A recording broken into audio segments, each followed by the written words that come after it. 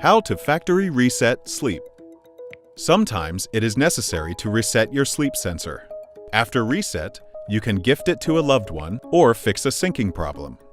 A reset will delete any data within the sensor, but don't worry, all the data that is in your HealthMate app already will still be there. Here's how to do it.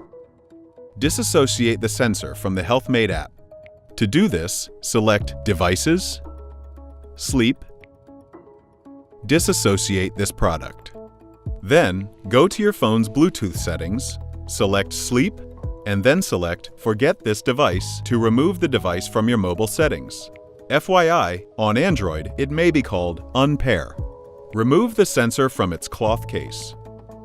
Under the base, you will find a Reset button. Unplug and reconnect your sleep sensor.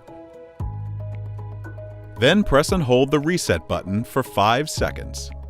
As you press the Reset button, you'll notice that the LED on the back of the unit will blink red 3 times and then go green. A flashing blue light will indicate that the reset has been completed. Put the sensor back into the fabric, making sure it is flat.